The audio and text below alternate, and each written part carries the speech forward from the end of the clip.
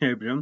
So আজকের ভিডিওতে আমি আপনাদের সাথে একটা সিভি স্যাম্পল শেয়ার করতেছি এবং এটা আসলে আমার নিজের।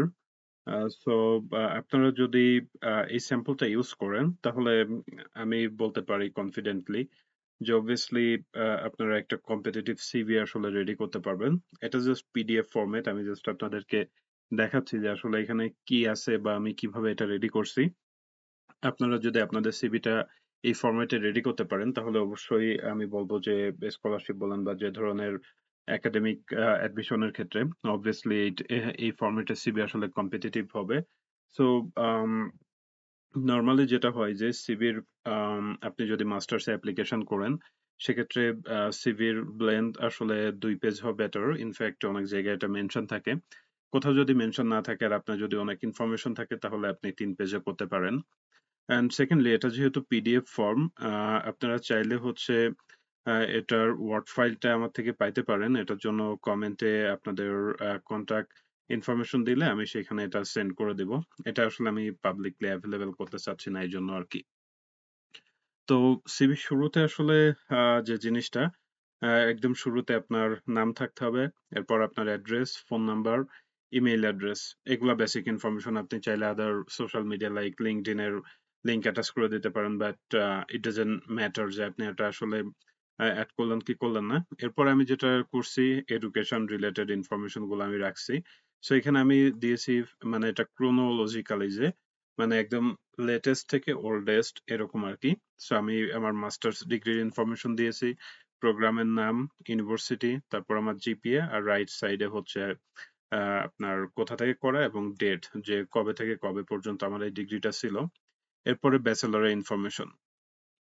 এরপর হচ্ছে ট্রেনিং অ্যান্ড সার্টিফিকেশন। এটা আপনারা চাইলে দিতেও পারেন নাও পারেন। যেহেতু আমি অ্যানিমাল রিসার্চ নিয়ে কাজ করি, দ্যাটস ওয়াই এটা আমার জন্য ইম্পর্টেন্ট। এর জন্য আমি দিয়েছিলাম। এবং এখানে খুবই ইম্পর্টেন্ট যে পোরশন সেটা হচ্ছে রিসার্চ এক্সপেরিয়েন্স অ্যান্ড প্রজেক্ট। এটা হচ্ছে যে এখানে দেখেন আমি ফার্স্টে যেটা করছি এইখানেও আমি ক্রোনোলজিক্যালি সাজাইছি যে লেটেস্ট থেকে ওল্ডেস্ট পর্যন্ত। সো এখানে হচ্ছে যে আপনার আমি ফার্স্টে টাইটেলটা এড করছি, এরপরে আমার সুপারভাইজারকে তার নাম এড করছি, এরপরে ৩-৪টা বুলেট পয়েন্ট আসলে ওভারঅল বিষয়টা আমি এখানে মেনশন করছি যে কাজটা কি করছি, কি ম্যাটেরিয়ালস মেথড ইউজ করছি অ্যান্ড ফাইনাল আউটকামটা আসলে কি। এবং এখানে আরেকটা খুবই ক্রুশিয়াল ইনফরমেশন আমি এড করছি, সেটা হচ্ছে কি মেথড। মানে হচ্ছে যে এই কাজটা করতে আমি আসলে কোন মেথড ইউজ করছি সেই জিনিসটা আমি মেনশন করছি। এটার কারণ হইলো আপনার সিভি কিন্তু দেখার জন্য প্রফেসর বা অ্যাডমিশন কমিটির কাছে হিউজ টাইম থাকে না। সো আপনি যত শর্টে আপনার সিভিতে ইনফরমেশন গুলা ক্লিয়ারলি প্রেজেন্ট করতে পারবেন, আপনার চান্স তত বেশি হবে। এইজন্য এখানে এটা দেখলেই বুঝতে পারবে যে আমি আসলে কি প্রজেক্টে কাজ করছি এবং কি মেথড আসলে ইউজ করছি। সো তারা জানতে পারবে যে আমার আসলে কোন ধরনের স্কিল আছে এবং এটা আসলে কিভাবে আমার ওই প্রোগ্রাম বা স্কলারশিপের জন্য কম্পিটিটিভ করতেছে। এরপরে সিমিলার ওয়েতে হচ্ছে আরেকটা প্রজেক্ট, তারপর হচ্ছে প্রফেসরের নাম এবং আ আ কি কাজ করছি, কি প্রসিজার আমি ফলো করছি। তারপর আরেকটা প্রজেক্ট, সেখানেও হচ্ছে সেম প্রফেসরের নাম অ্যান্ড ফাইনালি হচ্ছে আমি আ কাজ অ্যান্ড ফাইনালি কি মেথড ইউজ করা হয়েছে এবং এটা হচ্ছে আমার মাস্টার্সের থিসিস। সো থিসিসের ক্ষেত্রেও সেম যে টাইটেল, প্রফেসরের নাম, এরপর হচ্ছে কি কাজ করা হয়েছে, ফাইন্ডিংস কি অ্যান্ড কি মেথড মানে কি প্রসিজার ইউজ করা হয়েছে। এরপরে দেখেন আমি আরেকটা পার্ট রাখছি টেকনিক্যাল স্কিল। মানে হলো যে আমি আসলে কি ল্যাবরেটরি স্কিল আসলে আমি জানি। সো প্রফেসর যখন উপরের আমার এই যে এই জিনিসগুলা দেখবে তখন সে অলরেডি এই টেকনিক্যাল স্কিল যে আমি আসলেই পারি সেটা হচ্ছে সে বিলিভ করবে। কারণ ওই প্রজেক্টের মাধ্যমে আমি বলছি যে আমি এই টেকনিক গুলা ইউজ করছি। দ্যাটস ওয়াই এটা আরো বেশি ক্রেডিবল। এরপরে হচ্ছে আমি দিয়েছি আমার পাবলিকেশন। সো পাবলিকেশনের ক্ষেত্রে বেসিক ইনফরমেশন যে সাইটেশন কয়টা, এরপরে আমি গুগল স্কলারের লিংক অ্যাটাচ করে দিয়েছি। সাইটেশন দেওয়ার অর্থ হইলো যে তাহলে তারা বুঝবে যে না আমার এটা আসলে বোগাস কোনো পাবলিকেশন না। এটা আসলে ইমপ্যাক্টফুল।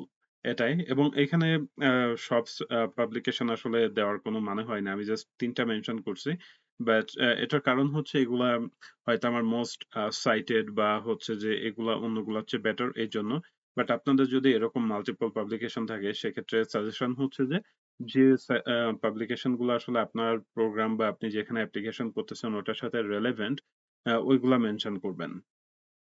এরপর হচ্ছে যে আমি প্রেজেন্টেশনের যে বিষয়টা সেটা দিয়েছি। আপনাদের এরকম থাকলে আপনারা চাইলে মেনশন করতেও পারেন, নাও পারেন।